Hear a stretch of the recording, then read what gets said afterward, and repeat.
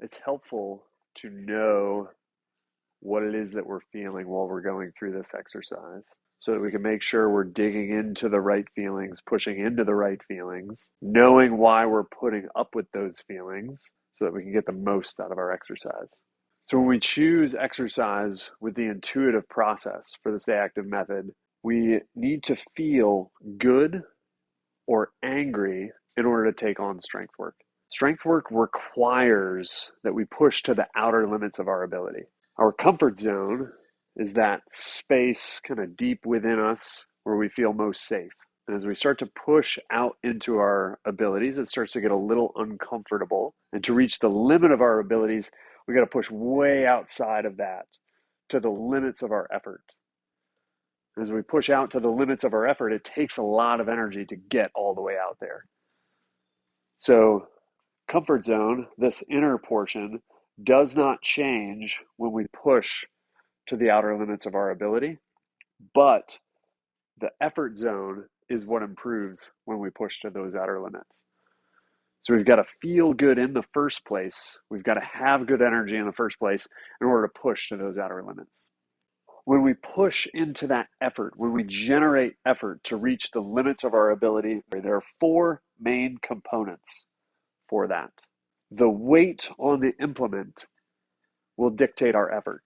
As the weight gets heavier, we are required to put forth more and more effort to move that weight. Lighter weights will not allow us to reach the maximal limits of our efforts. We've got to increase that weight over time. Speed against gravity, how quickly we are moving against gravity, is required to reach the limits of our effort. As things get heavier, we might start to slow down, but we want to work to speed up against gravity in order to reach the limits of our effort. The opposite of that, control with gravity, is also required to reach the limits of our effort. We'll get into why that is later, but setting things down with control, moving with gravity, executing control is required to reach the limits of our effort. And then more and more repetitions in the same amount of time required to reach the limits of our effort. So we can do more reps, but take more and more time, and that doesn't push us to the outer limits. We've got to stay in that condensed time and do more and more reps. We can do the same amount of reps over a longer period of time. That's less effort. We can do the same amount of reps in less time. That pushes us to the outer limits of our effort. Understanding some of the physiology of what happens in our body, how we get stronger, is very helpful in understanding how we use these and what these will feel like. So we measure strength as body weight to effort ratio. How much we weigh, how much weight is on the implement, how much speed can we have, how much control do we have, how many reps can we do. The way we can A, lose weight, or B, stay the same weight, but still increase the amount of weight on the bar, the speed against gravity, the control we have in the reps over time, is the connection of our brain and our muscle. So we have here three different sections of muscle, one brain. Let's call this leg muscle, torso muscle, arm muscle. Every exercise we prescribe in here asks us to use our whole body. We don't have arm day, we don't have leg day, we don't have ab day. We've got use your body day over and over and over. When you feel good or angry, we're going to use our body to push to the outer limits of our ability, using from our toes to our ears, fingertips, all the way down. In each muscle, leg muscle, torso muscle, arm muscle, we might have three different pieces. And when I use less effort, my brain automatically uses just one of those pieces. So when my effort is lower, I'm using one leg piece, one torso piece, one arm piece. When I start to increase my effort, my body says, hey, in order to increase effort, we've got to use more muscle at the same time. And so it starts to send signals to two parts of the leg muscle, two parts of the torso muscle, two parts of the arm muscle. So now because my effort is going up, at the same time, I'm using more muscle. When I push even farther and excite my body even more, I might recruit that third piece of the leg muscle, third piece of the torso, third piece of the arm. If you've ever heard of muscle activation, exercises focused on getting specific muscle groups firing, literally what they're talking about is going from one piece of muscle to two and two to three. What we want to focus on is effort. What they tend to focus on is one particular piece of one particular muscle. But if we have the overarching theme of today I feel good, today I have some anger, I have some energy, I'm going to push, we will get that activation going. So stay focused on the full body, stay focused on the effort. That will activate more and more muscle over time. What we want to start with is the hierarchy of how is my whole body feeling today? If I feel good or angry and I take my time to focus on activating one particular part, we're costing ourselves time. We'd be better off using the whole thing, and then your body will automatically start to fire that. So we've got the brain muscle connection. We can increase this more muscle at the same time. We can also improve the coordination of the timing of that muscle. As I move, am I moving leg, then the torso, then the arm? Am I moving arm, then the torso, then the leg? Am I moving leg, then arm, then torso? Which part is going? So let's say this weight is on the ground and I go to pick it up. Am I using leg muscle more first, arm muscle second, torso muscle third? Am I using arm muscle first, torso muscle second, leg muscle third, or any combination of those over time? So A, it gets heavier. We move more muscle at the same time. B, it gets heavier. We use one part, then the other part, then the other part. At which point in that sequence do we do it? C, the energy that's available in the muscle. Our body will constantly give us feedback as to how tired we are in the moment. When we focus on the effort, when one part gets tired, other parts start to make up for it. And those other parts that have energy start to get used. The parts that don't have energy get time to recover. So we've got brain muscle connection. We can move more muscle at the same time. We can increase the coordination of our muscle timing, and we increase the energy available in our muscle over time. Three main categories of strength efforts. We can increase the weight. Read the instructions for the strength work. It says increase weight. You're going to constrain the reps in time. You're going to be focused on increasing the weight, and you're going to try to exhibit speed and control while you increase the weight. So when I move 100 pounds, I go as quickly against gravity as I can. I have as much control with gravity as I can. I'm doing that 5 times in 30 seconds. When I go from 100 to 120, I'm going to try to go as quickly as I can, but because it's heavy, I'm going to start to feel myself moving a little bit slower.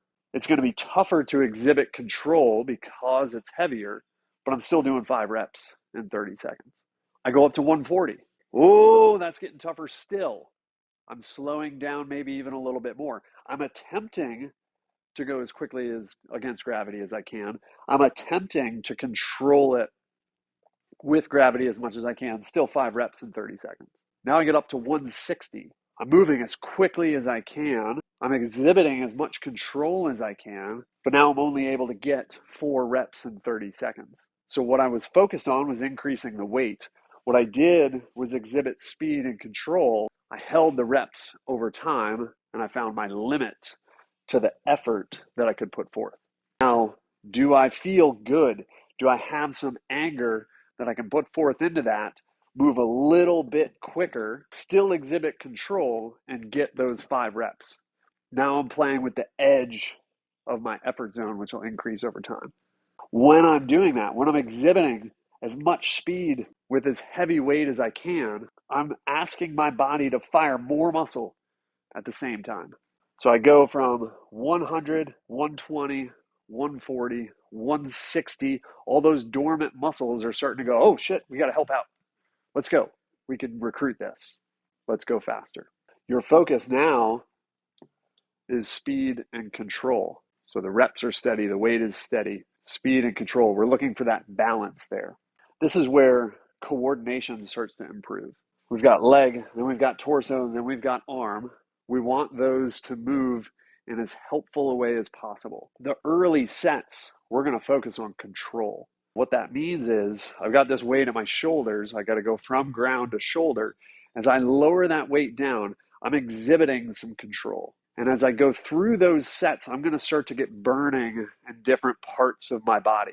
That burning means I'm starting to reduce the energy that's available. I'm starting to create byproduct and discomfort. Our goal is to feel it everywhere. So if I feel discomfort in one particular area, other areas need to start helping out. So we're going to say, okay, I'm exhibiting control in these early sets. I'm feeling where the burning is so that I can change how I'm doing it and start to have other areas help out throughout that process. What that does is that improves the coordination. It asks the muscles that aren't helping to help out just a little bit more. That burning that we start to feel sends signals back to the brain that say, hey, these guys need a little bit extra help. So then the second set, when we focus on going faster, we've gotten those signals back to the brain. We're asking to go faster. These muscles haven't helped as much. Now they can. Or 12 repetitions at 100 pounds. We control it with gravity. We restrain ourselves in that early set. It gets really uncomfortable. It burns a lot. We're trying to spread that burn out. Where else can I feel this as I'm going through? The focus is not so much on speed against gravity, but control with gravity. The effort that we have to feel is the discomfort in those early sets. That discomfort helps us spread so we feel more and more of our body. The later sets, as we start to go faster, we're getting it done quicker. We're using more of our body. It actually feels easier. Increasing weight. We feel ourselves slow down in the later sets as we try to move faster. This one, we have to feel the discomfort early because the speed makes it feel easier in the later sets. So when you see increasing speed, think, ooh, these early sets are going to be uncomfortable. I got to really dig in the early sets so that I can move quicker later on and it'll actually feel easier. Control with gravity. So the restraint is more on the way down than changing the mechanics on the way up. So ground to overhead, maybe you snatch it right up. But the control on the way down, as you slow it, you start to feel all that little difference as you lower that weight all the way down to the ground. So when you're bringing it down here, you might feel like, ooh, I got to lean back a little bit. My shoulders are burning, but if I open my chest just a little, I start to feel it across here. As I'm lowering that down, oh, I feel that if I start to bend my legs just a little bit more on the way down, I can spread that out as the weight is coming down. So now the legs and torso are helping the arms because you learned how to go slow from the top down. Now the reverse of that is you pull it up, whoop, you're snapping yourself under it using the torso and legs that have learned to help out, as opposed to finishing it just with the arms at the top. Energy available within the muscle. We need energy in the muscle in order for it to shorten. We need energy in the muscle in order for it to lengthen. So we've got weight on the bar, that's held steady. We've got the overall time, that's held steady. Now the focus is increasing reps over that time. We still want quickness against gravity. We still want control with gravity, but we've got this time period. How do I partition this in order to get more repetitions within that time period? What I'm asking the body to do is reach the limit of when those muscles can and can't lengthen and shorten at that pace. So let's say we have a minute to do repetitions. We do 8 repetitions within that minute. Well, that was a certain turnover of energy. There's byproduct that's released out into our tissues. We start to feel a little crampy. We start to feel a little tight. Our heart rate starts to go up. Our breathing rate starts to go up. The next set, we do 10. So now we've increased the rate at which that stuff has fired. We've increased the crampy feeling. We've increased the tight feeling. We've increased the byproduct getting out into the bloodstream, heart rate up, breathing rate up. It's a little bit more uncomfortable to do 10 in a minute than it is to do 8 in a minute. Third set, we're up to 12. More discomfort, more tension, more crampy feelings to do 12 than it was to do 8. But because we're starting to push the energy that's within that musculature, our body over time is going to add energy available to that so that there's less byproduct the next time we do 8. There's less byproduct, more ease the next time we do 10. Less byproduct, more ease the next time we do 12. So what are we going to feel when we have increasing reps over time? The first thing we're going to feel is that we need to pace that early set. When you see 60 seconds, see it as opportunity to accumulate reps and opportunity to exhibit pacing. We don't want to move slow against gravity. We want to still move quickly. When we move quickly and we fire off 3 or 4 repetitions, we're asking our body to still increase the amount of muscle that we're using in those later sets. So if I move slow in that first set, my brain has not said, oh, we got to recruit some extra muscle fibers to help. So I got to move quickly, even early in that first set. But I have 60 seconds. So I might move quickly for 20 seconds. Moving quickly for 20 seconds might keep me in that comfort zone. 25 seconds is like, ooh, burning. Ooh, this is starting to get uncomfortable. Well, I don't want to dig too far into that. So then I set it down. So I've done 20 to 25 seconds of work. I set it down for 20 seconds. I pick it up for the last 15, move quickly again. We want to move quickly. We want to exhibit control. And we want to pace ourselves with those repetitions, moving quickly with control. And we can pace that by doing a quick burst, teaching our body, requesting of our body to add more musculature to fire in the next set. As soon as it gets a little uncomfortable, we take a little break and then we finish with a couple. Okay, so that's how many I got. Now I know I got to get a little bit more than that. And I had a break in the middle. So now I can play with that break. Because when I've appropriately moved quickly against gravity, the next time after I've recovered and I go to pick up that bar, I have some muscle activation, which means that first set of 20 to 25 seconds, I'm actually able to move a little bit quicker, a little bit easier. So instead of 5 reps in that 25 seconds, I'm at 7. Ooh, 7 reps. Now it's starting to get a little uncomfortable. Quick little break. It was still 20, 25 seconds. I got 7 instead of 5. I know I need to get 9 in order to beat that last set. Okay, I got to get 2 more. Last 10 seconds. Boom, boom. 2 more. 9 was better than my 8. Ooh, okay. I moved quickly. I took a break. I'm a little outside the comfort zone. My body has learned how to move a little bit quicker with the weight. Now I'm into my third set. I still get 7 in that 20 to 25 seconds because my body couldn't move any quicker than that.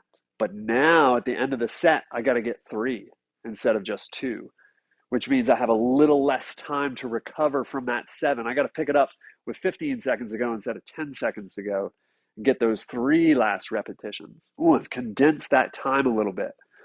First 7, little bit of a break, last 3.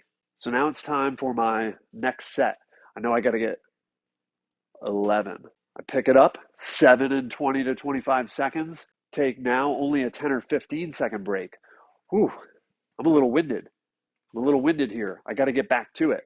That windedness helps us fire up our stress response. It helps fuel short-term good, angry energy so that I can get back to it. When I get back to it for those last 4 reps, I'm moving quick. I'm breathing fast, really getting my whole body kind of pumping with it. But when I'm breathing and moving at the same time, and my stress hormone starts to go up, I start to lose some of that coordination. So now my heart rate is up, my breathing rate is up, the burning is up in my musculature. I'm moving as quickly as I can with a prescribed weight. I've got a number of reps that I've got to beat, but somewhere in my brain, I got to go, oh yeah, I still got to control with gravity. And so you get this really jacked up, elevated heart rate feel and have just a moment in there where you're like, these last 2 sets, I shouldn't drop them. I shouldn't bang it on the floor. I shouldn't drop real quick in order to bounce it back up. I've still got to control and touch it. There's going to be a lot of burning. I got to coordinate my breath and get that last rep. And that starts to ease us into more and more repetitions, higher and higher heart rate, more and more discomfort and exhibiting control at the outer limits of what we're capable of. Injury occurs when we have poor coordination. Boom. Should have fired this, accidentally fired that. We tweaked ourselves. And so by appropriately managing that work recovery ratio, by easing into the depths of it, by getting to that point where our heart rate is up, where our breathing rate is up, where our discomfort is high, where our focus starts to loosen a little bit, and still developing that small moment of that felt a little bit off, adjust, control, touch, get that last rep. That's where we avoid that injury right at those outer limits. What do we do if we make a mistake mid-set? We'll have 3 to 5 sets, or 3 to 4 sets, or 2 to 3 sets. This is the most common arrangement. Sometimes it'll be outside of that. This is the most common arrangement. So it will always say 3 to 5 sets with increasing something. 3 to 4 sets with increasing something. 2 to 3 sets with increasing something.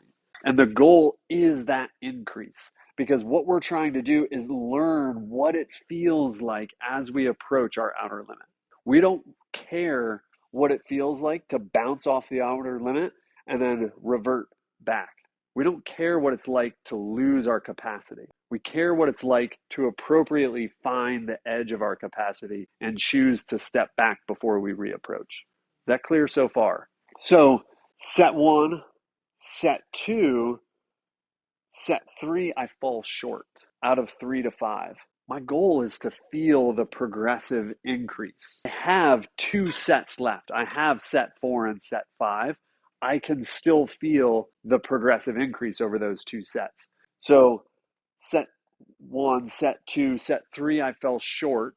I can choose to back off a bit for set 4 with the intent of increasing for set 5 with that new knowledge.